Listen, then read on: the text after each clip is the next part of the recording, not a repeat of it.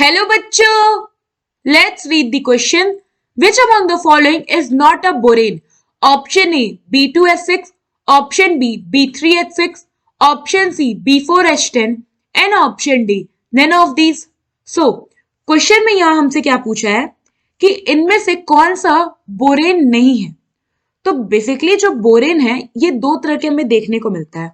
So here बोरेन्स fill into two categories.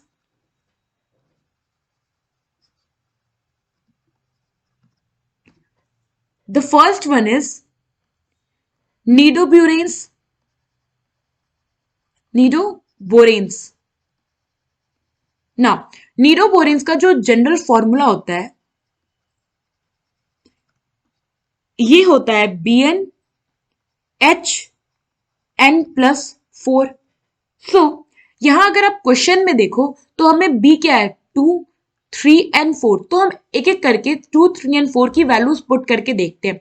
तो अगर हमने B2 लिया यानी कि N की वैल्यू अगर 2 है तो ये हो गया B2 और H हो गया यहाँ पे 6. अगर N की वैल्यू हम कंसीडर करें 3 तो ये हो गया B3 और H की वैल्यू हो गई 7.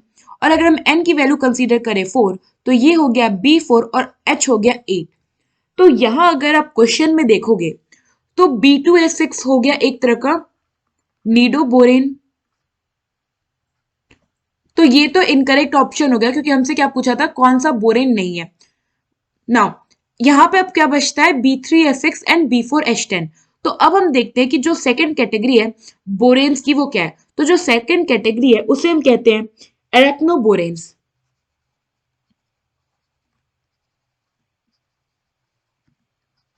और इनका जो जनरल फॉर्मूला होता है ये है BnHN+6. नाउ अब हम क्या करते हैं एक एक वैल्यूज पुट करके देखते हैं. तो अगर हमने लिया n की वैल्यू 2 तो फॉर n की वैल्यू 2 ये क्या हो जाएगा B2H8. अगर हमने कंसीडर किया n की वैल्यू 3 है तो ये हो गया B3H9.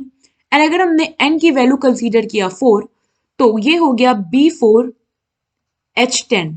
Now back to the option अगर आप देखो तो ऑप्शन सी में B4H10 है यानी कि ये एक तरह का क्या है एरेक्नोबोरेन.